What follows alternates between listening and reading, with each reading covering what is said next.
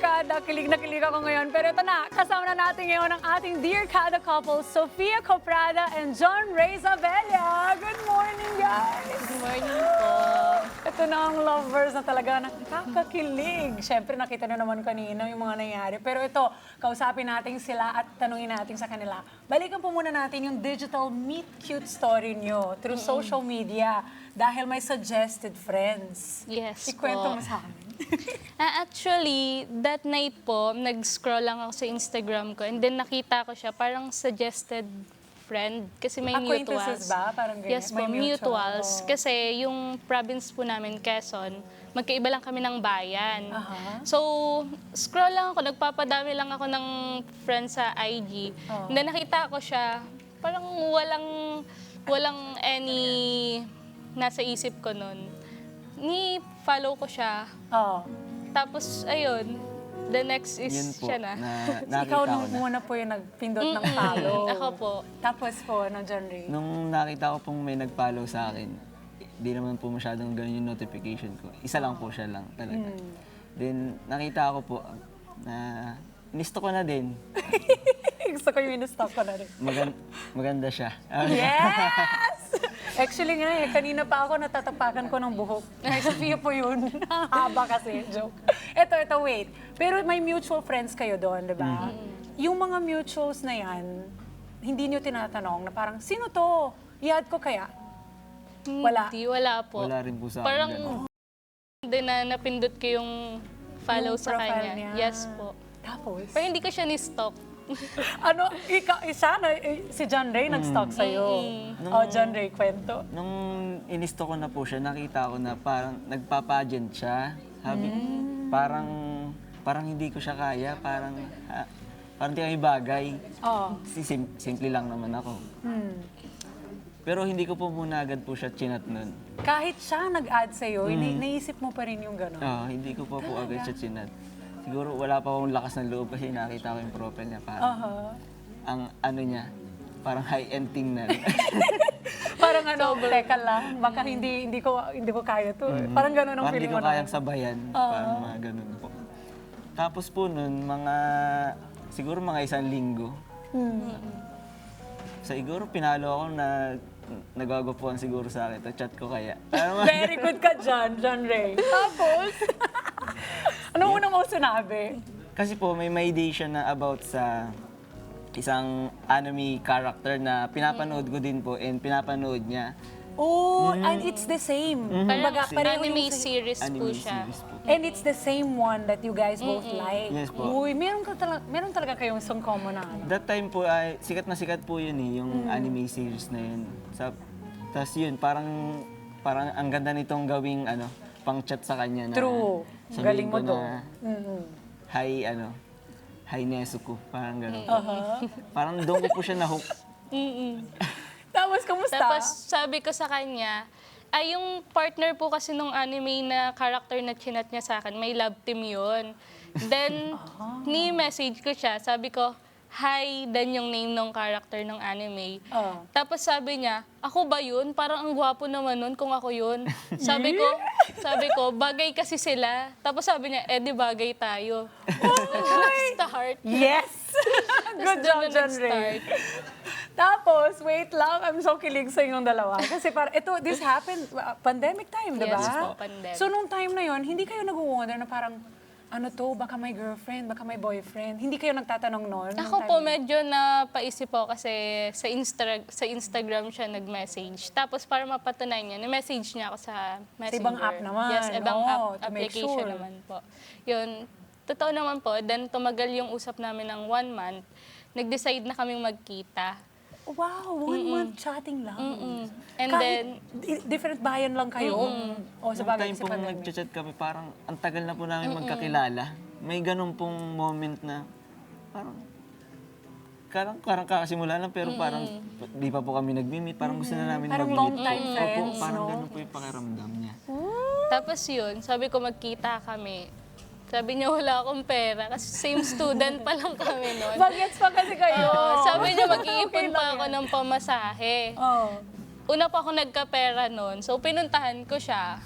Ayun. Nice. Hindi pala lumaki mo lang ni John Ray. Sabi niya, kailangan ko lang sumikap para at least ako ding ma-afford doon.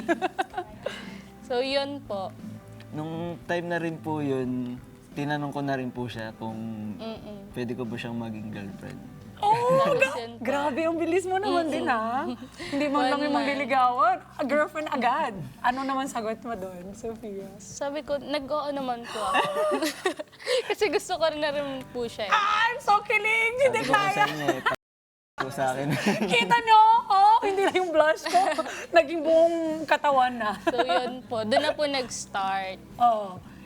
Fast forward tayo sa 5 years later. Punta naman tayo dito sa napakagandang proposal. Good job, John Ray. Pwede na ba kaming kwentuhan paano ito pinlano mo? Ano mang naging kwento dito sa proposal? Namamanghikan ka ba? Yes po.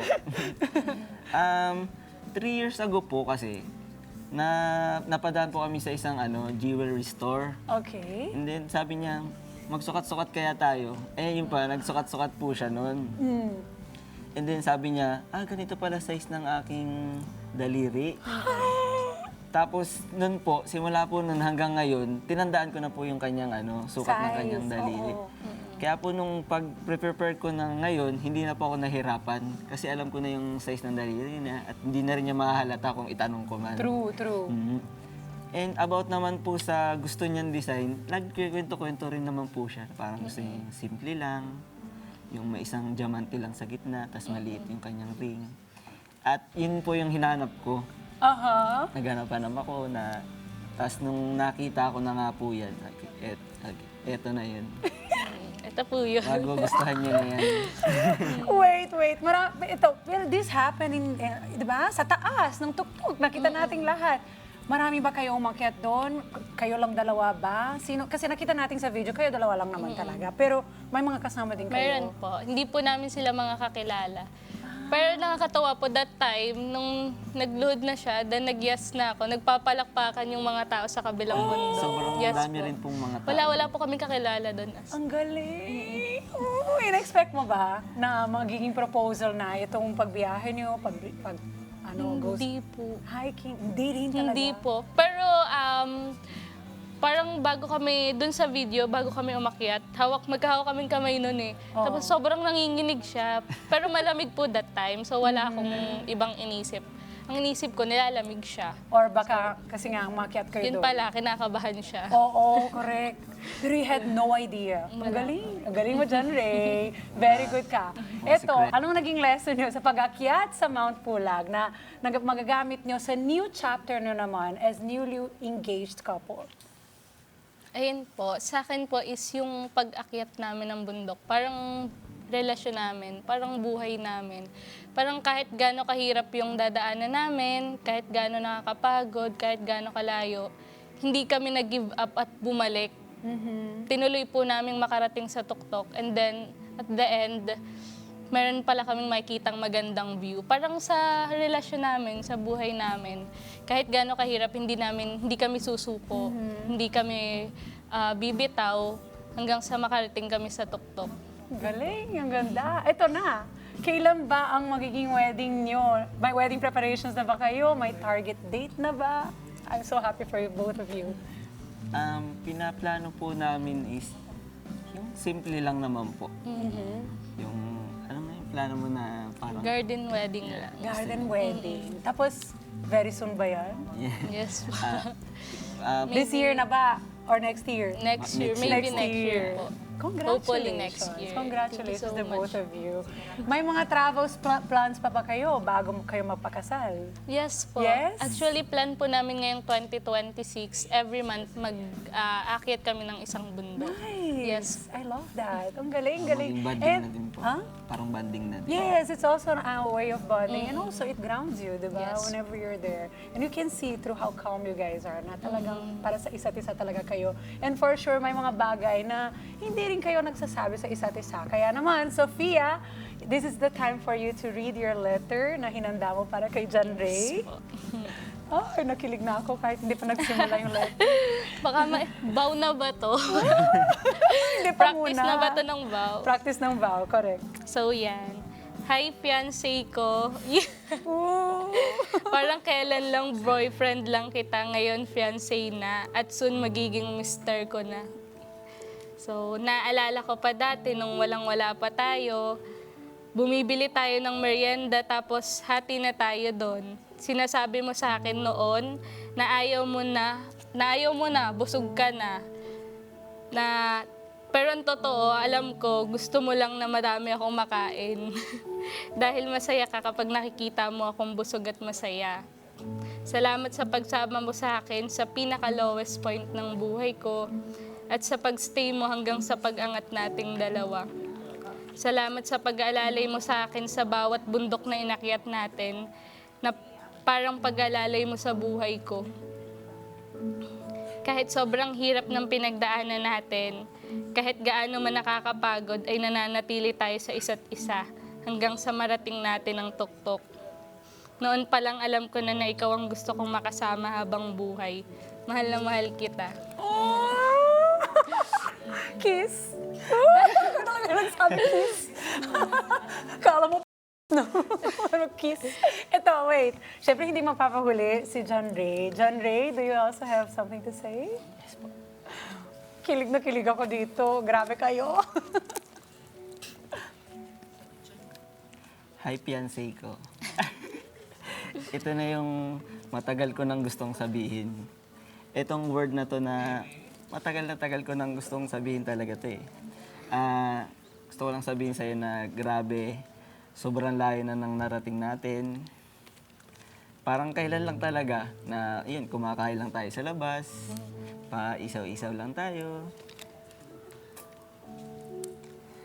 Yung kahit sa simpleng pagkain lang natin sa labas, nakatapat tayo sa magandang dagat.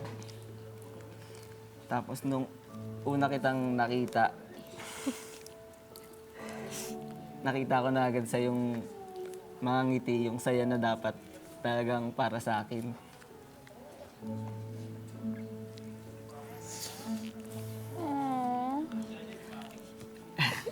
Alam mo naman, hindi ako magaling magsalita. Pinapakita ko na lang sa'yo. Gusto ko lang sabihin sa'yo na sobrang ganda mo. At proud na proud ako palagi sa'yo. Ano, Mia? Iyak din ako. Okay lang, Iyak ka ba umiyak. na to? Ayun o, mga kada, umiyak na rin sila. Pero wait lang. Tapos na ba kayo dyan? Wait. Yes. Grabe kayo dyan. Ito na. Dahil nandito ko naman kayo, meron din kaming gift mula sa Kada Umaga, mula sa Lux White para sa inyong dalawa. Thank you so much. Si Sophia talagang umiyak siya talaga. Grabe naman din kasi mga sinasabi ni John Ray. Parang baho na siya. Oh, di ba? Maraming pong salamat sa inyong dalawa, Sophia and John Ray. We're so happy to know your story. We're very happy na natuloy at matutuloy kayo habang buhay. And we're very happy. Congratulations. Hopefully, pag nagpakasal na kayo, send nyo na lang dito sa amin. Yes. Yung para we can show it here sa Kada Umaga. Bumalik din kayo dito next time. And thank you so much for sharing your story. Thank you so much. God bless you both. And God bless your relationship. Thank you so much, mga Kada. Yun, nakakakilig at nakaka-amaze ang love story dito sa Dear Kada natin. Kaya kung kayo din po, may mga love story na gusto niyo i-share sa amin, just send sa kadaumaga.net25@gmail.com. And baka kayo din po ang magiging next na ipapakilig niyo kami lahat dito. Let's get together. Sunday 25. Sunday 25.